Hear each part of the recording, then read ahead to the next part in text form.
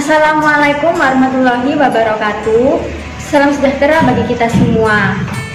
Bagaimana kabarnya hari ini? Semoga kita semua dalam keadaan sehat dan bahagia. Pada video kali ini, saya akan memberikan informasi mengenai perilaku menyontek tidak baik. Namun, sebelum kita memulai materi, saya akan memperkenalkan diri lebih dahulu kepada kalian. Perkenalkan, nama saya Irina Diva Safira. Kalian bisa memanggil saya Irina atau Irin. Asal saya dari Sidoarjo. Oke, langsung saja kita akan masuk ke materi. Yang pertama yaitu menyontek. Kalian pasti tidak asing bukan dengan kata tersebut, kata menyontek. Kalian tahu nggak sih menyontek itu apa? Menyontek merupakan perilaku atau perbuatan curang yang dilakukan oleh seseorang atau individu untuk mendapatkan nilai yang lebih tinggi dari nilai yang mungkin diperoleh dengan kemampuannya sendiri dengan cara tidak jujur. Nah, contoh-contoh dari menyontek diantaranya yaitu yang pertama, menanyakan jawaban kepada teman, lalu membuka catatan, lalu membuat catatan kecil di kertas atau menuliskan jawaban di telapak tangan atau di lengan atau sebagainya. Selain itu juga bisa dalam bentuk membuka buku pelajaran ataupun membuka media elektronik seperti handphone. Nah, itu tadi merupakan definisi atau pengertian dari menyontek itu sendiri. Lalu yang kedua adalah faktor penyebab perilaku menyontek. Apa sih penyebab dari perilaku menyontek tersebut? Yang pertama adalah adanya tekanan untuk mendapatkan nilai yang tinggi. Tekanan tersebut biasanya berasal dari diri sendiri ataupun keluarga dan bahkan pertemanan atau lingkungan teman sebaya. Setiap siswa akan memiliki tekanan untuk mendapatkan nilai yang tinggi dibandingkan teman-temannya. Nah, hal tersebut membuat siswa atau individu cenderung melakukan segala cara agar mendapatkan nilai yang tinggi. Selain itu, tekanan tersebut bisa dari orang tua atau keluarga, di mana keluarga menginginkan agar anaknya memiliki nilai yang tinggi dalam bidang akademik, yang mungkin ketika anak tidak mendapatkan nilai yang tinggi, mungkin mereka akan dihukum atau diberikan sanksi seperti itu. Nah, hal tersebut membuat siswa memiliki tekanan dan ingin mendapatkan nilai yang tinggi. Faktor yang kedua yaitu keinginan untuk menghindari kegagalan. Ketakutan untuk mendapatkan kegagalan di sekolah sering dialami oleh siswa.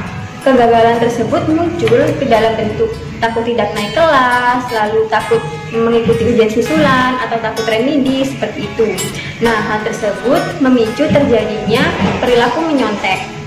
Faktor penyebab yang ketiga yaitu kurangnya waktu untuk menyelesaikan tugas sekolah. Biasanya tugas sekolah seringkali datang secara bersamaan, apalagi ketika masa pembelajaran daring seperti ini. Satu hari biasanya siswa memperoleh pelajaran sebanyak 3-4 mata pelajaran. Nah, terkadang tugas-tugas sekolah yang diberikan itu datang secara bersamaan. Seperti dalam satu hari 4 mata pelajaran, 2 diantaranya diberikan tugas, dan waktu pengumpulannya pun tidak jauh berbeda ataupun berdekatan. Nah, hal tersebut membuat siswa seringkali mengalami kesulitan membagi waktu untuk menyelesaikan tugas-tugas tersebut. Lalu materi kita yang ketiga yaitu dampak dari perilaku menyontek itu sendiri. Dampak dari perilaku menyontek diantaranya yaitu yang pertama, membuat kita menjadi pribadi yang lebih malas ataupun semakin malas. Apabila kita sudah terbiasa menyontek, kamu akan seringkali berpikir seperti ini. Udah capek belajar terus, belum tentu dapat nilai bagus. Mending nyontek aja deh. Mungkin kalian sering berpikir seperti itu. Nah, tanpa disadari, pemikiran tersebut menjadikan kalian menjadi pribadi yang semakin malas dan tidak disiplin. Lalu, dampak dari perilaku menyontek yang kedua adalah tidak terbiasa belajar. Karena terlalu sering menyontek atau mengandalkan contekan, kamu akan jadi tidak terbiasa belajar. Akibatnya ketika kamu diharuskan untuk benar-benar belajar, kamu akan merasa kesulitan. Dampak yang ketiga yaitu meragukan kemampuan sendiri. Saat terbiasa menyontek, kamu akan menjadi bergantung pada contekan ketika ujian ataupun tugas-tugas yang lainnya. Akibatnya, kamu akan menjadi ragu akan kemampuan diri kamu sendiri. Padahal kan setiap individu, setiap orang itu memiliki kemampuan masing-masing. Mungkin di bidang akademik, di mata pelajaran tertentu pasti mereka mempunyai kemampuan masing-masing yang berbeda-beda. Karena terlalu terbiasa dengan contekan, maka membuat diri kalian pun akan ragu. Selanjutnya, dampak yang keempat dari menyontek yaitu terbiasa berbohong. Berawal dari ketidakjujuran saat ujian atau mengerjakan tugas menyebabkan kamu menjadi pribadi yang terbiasa berbohong. Karena kamu berpikir bahwa kamu bisa berhasil melalui ujian dengan nilai baik, namun dengan berbohong. Hal tersebut menjadikanmu mudah berbohong dan akan menjadi kebiasaan buruk. Lalu yang kelima yaitu lebih menyukai cara-cara instan. Karena terbiasa menyontek, kamu menjadi malas untuk berusaha lebih dan memilih cara-cara instan yang hanya berorientasi pada hasil tanpa mempedulikan proses. Dampak yang terakhir yaitu mudah menyerah ketika mendapatkan kesulitan. Karena terbiasa dengan cara-cara instan, ketika dihadapkan dengan suatu hal yang sulit, kamu akan lebih mudah menyerah dan menjadi putus asa. Informasi yang selanjutnya yaitu mengenai tips bagaimana cara mengurangi perilaku menyontek.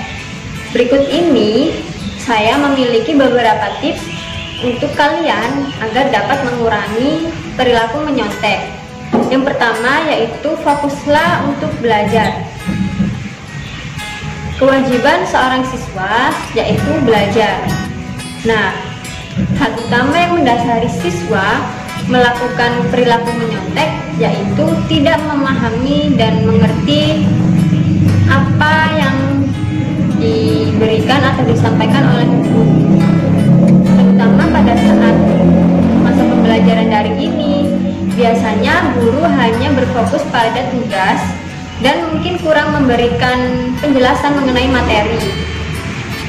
Nah, hal tersebut adalah sebuah tantangan bagi siswa, di mana siswa diharuskan untuk belajar secara mandiri agar dapat mengerti dan mengikuti materi-materi yang ada.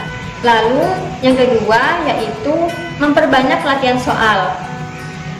Memahami materi saja itu tidak cukup, dibutuhkan untuk latihan-latihan soal agar dapat lebih memperdalam pemahaman kalian mengenai suatu materi.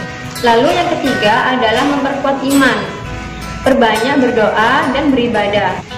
Yang keempat, jangan menerima ataupun meminta jawaban dari orang lain. Lalu yang kelima yaitu percaya diri atas kemampuan yang dimiliki. Nah, dalam hal ini sudah saya jelaskan di bagian dampak perilaku menyontek bahwa setiap individu memiliki kemampuannya masing-masing, bahwa Tuhan menciptakan individu itu berbeda-beda dan istimewa. Setiap individu, setiap kalian pasti memiliki kemampuan di bidangnya masing-masing. Nah, kalian harus percaya bahwa kalian itu memiliki kemampuan dan kalian bisa melakukan atau mengerjakan tugas-tugas dan ujian yang ada. Ketika kalian percaya bahwa diri kalian itu mampu mengerjakan atau menyelesaikan tugas-tugas dan ujian, kalian akan bisa mengurangi atau menghilangkan perilaku kebiasaan menyontek tersebut. Dan yang terakhir yaitu berteman dengan individu yang dapat memberikan pengaruh baik pada diri kalian. Nah, dalam hal ini pertemanan pun juga sangat penting untuk membentuk kepribadian dari individu. Ketika kalian berteman dengan seseorang atau teman yang baik, kalian pun akan ikut memiliki perilaku yang baik. Namun sebaliknya, Nah, itu saja materi yang saya sampaikan di video kali ini. Terima kasih telah menonton hingga akhir. Saya harap kalian bisa memiliki pemahaman mengenai materi tersebut dan bisa menerapkan cara-cara bagaimana mengurangi perilaku menyontek.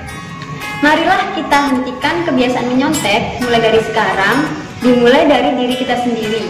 Lebih baik mendapatkan nilai yang sesuai dengan kemampuan kita daripada mendapat nilai yang bagus tapi hasil menyontek. Nah, itu saja yang dapat saya sampaikan. Kurang lebihnya saya mohon maaf. Semoga kita semua tetap diberikan kesehatan dan kalian semua tetap semangat dan jangan lupa bahagia. Terima kasih. Wassalamualaikum warahmatullahi wabarakatuh.